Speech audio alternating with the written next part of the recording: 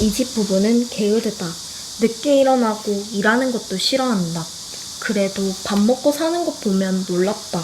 그리고 먹는 것은 많이 먹고 운동은 하지 않는다. 가까운 거리인데도 꼭 차를 몰고 다닌다. 나하고 산책하면 건강에 좋을 건데 게을러서는 하지 않는다. 그래서 둘 다 비만이다. 옆으로 퍼져서 걷는 것을 보면 꼭 드럼통이 굴러가는 것 같다. 주인이 여행을 간다고 소년에게 나를 맡겼다. 소년은 나를 데리고 공원에 갔었다. 나는 그곳에서 마음껏 뛰어놀았다. 소년과 같이 미끄럼틀도 그네도 탔다. 그리고 터널에도 들어갔다. 너무나 재미가 있었다. 다른 개들도 공원에 왔었다. 몇몇 친구들도 사귀었다. 장난도 치고 뒹굴기도 하였다. 그 옛날 동생들과 같이 놀았던 생각이 났다. 어미는 잘 지내고 있을까? 그리고 할머니 생각도 났다. 수컷들이 하나둘 나를 찾아오기 시작한다. 나는 어느 하나를 선택해야만 한다. 나를 서로 차지하겠다고 친절하게 대해주고 내 비위를 맞추려고 노력을 한다. 잘난 체 하는 것도 있고 힘자랑하는 것도 있다. 자기들이 가지고 있는 능력을 내 앞에서 실력 발휘를 한다. 나는 냉정해야만 한다. 속아 넘어가서는 되지 않는다. 어미의 말이 생각이 났다. 수컷은 재미만 보고 책임은 지지 않는다. 나는 그동안 재래종이기 때문에 몸값이 없었다. 그리고 똥개라는 무시를 당했다. 내 새끼만큼은 이런 서러움에서 벗어나 제대로 대우를 받으면서 살아야 한다. 그래서 족보 있는 진돗개를 선택했다. 수컷은 재미를 보고 떠났다. 그 후에 일어나는 일들은 내가 책임을 져야만 한다. 얼마 후 내 안에서 생명이 자라고 있었다. 나는 힘들었지만 나보다도 태어날 새끼를 먼저 생각했다. 나는 점점 몸이 무거워졌다. 어미도 우리를 가졌을 때 이처럼 힘들었겠지 하는 생각이 들었다. 한동안 속이 울렁거려서 음식을 먹기 힘들었다. 그래도 새끼를 위해서 억지로 먹었다. 어느 날 남자가 내가 새끼를 가졌음에도 상관하지 않고 그전처럼 내 배를 발로 찼다. 나는 본능적으로 새끼를 보호해야 하기에 그의 발을 물었다.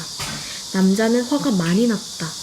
막대기를 가지고 와서 닥치는 대로 나를 때렸다. 나는 죽지 않으려고 처마 밑 구석에서 이리저리 달아났다. 끝까지 따라와서 그는 계속 때렸다. 그리고 이런 똥개는 보신탕으로 보내야 해 라고 하며 개장수를 불렀다.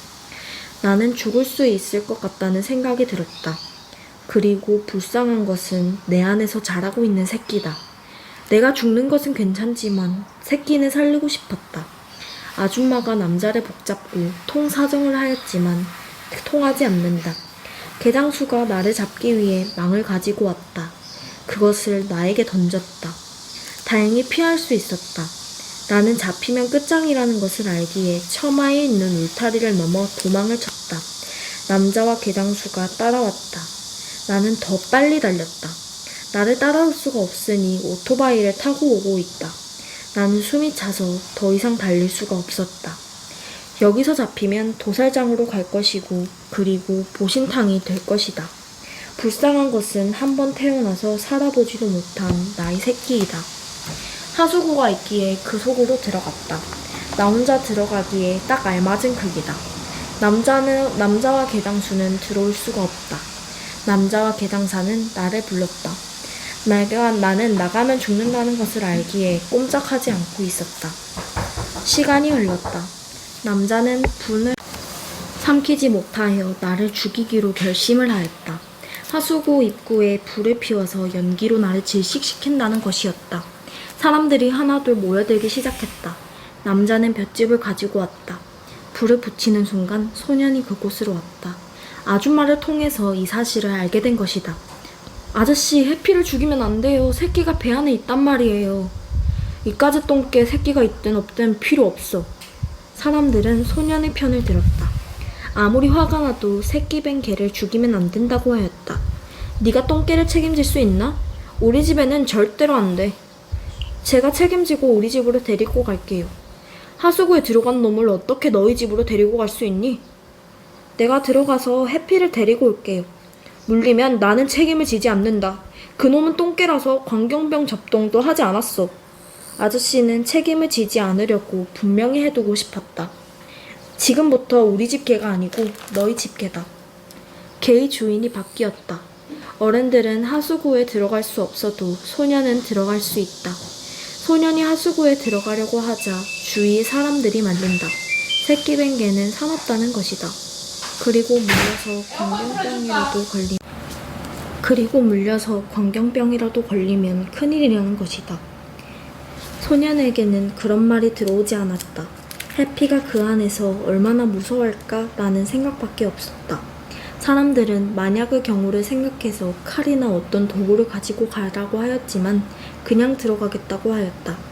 그는 좁은 하수구를 기어서 겨우 들어간다. 머리를 조금이라도 들면 부딪힌다. 한참을 들어가니 개가 눈에 불을 켜고 있었다.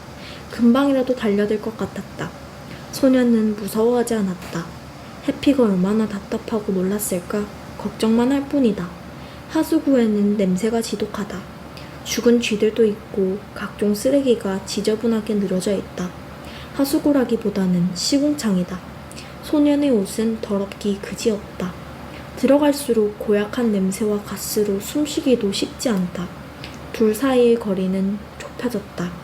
해피야, 이리 나와, 나야. 겁에 질린 개가 소리를 지른다. 워낙 놀라서 아직 제정신이 아니다. 무서워하지 마, 내가 너를 지켜줄게.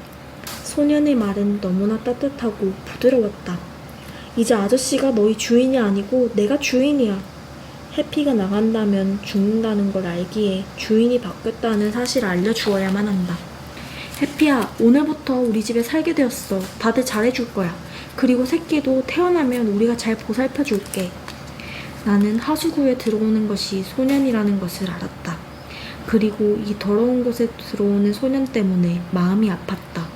그러나 내가 나가면 남자와 개장수에게 붙잡혀 죽는다는 것을 알기에 고민을 할 수밖에 없었다. 소년과 새끼 둘 중에 하나를 택해야 한다. 새끼를 택하기로 결심을 하였다. 새끼를 위해서는 어쩔 수가 없었다. 소년이 나가자고 하여도 따라가지 않기로 하였다. 소년은 남자가 얼마나 지독한 사람인지 모른다. 남자가 소년을 꼬드겨 나를 데리고 오라 하였음이 분명하다. 순진한 소년이 넘어간 것이다. 내가 소년을 생각하는 것보다 소년이 나를 더 생각한다. 내가 소년을 좋아하는 것보다 소년이 나를 더 좋아한다. 나는 소년이 어려서 남자에게 넘어갔다고 생각했는데 소년은 남자보다도 더 현명하였다. 소년이 들어오기 전에 모든 문제를 해결하고 왔다. 남자가 나의 주인이 아니고 이젠 소년이 나의 주인이다. 이제는 남자도 개장수도 무서워할 필요가 없다. 나는 소년에게 다가갔다. 그는 나의 목을 잡고 얼굴을 갖다 대면서 해피야, 무서웠지? 나는 고개를 끄덕였다. 그래, 내가 다 알아. 아저씨가 너를 죽이려고 한다는 것을 너를 살리려고 들어온 거야. 해피의 눈에는 하염없이 눈물이 나왔다. 그동안 무서워서 그런 것이 아니고 자기를 끔찍이 사랑해준 소년을 향한 눈물이었다. 해피야, 너 시추와 약속한 것 있지? 팔찌를 돌려주는 것. 내가 전화했는데 이번 주말에 시추의 가족들이 오기로 하였어. 시추가 죽으면서도 보고 싶어 했던 그 소년도 오기로 하였대. 나는 또다시 눈물이 나왔다. 시추 때문이 아니라 이렇게 나를 생각해주는 나의 주인 소년 때문이다. 나는 소년을 따라 하수구에서 나왔다. 소년이 걱정이 되어서 사람들이 모여 있었다. 우리가 나올 때 사람들은 박수를 보낸다. 그곳에 남자와 개장수는 없었다. 대신 소년의 아빠와 엄마가 있었다. 가족이 하나 더 늘었다고 하면서 그들은 나를 집으로 데려갔다. 소년은 나에게 여기가 네가 살 집이야. 나는 집을 둘러보았다. 그 옛날 어미와 동생들과 같이 있었던 할머니 집과 비슷하였다.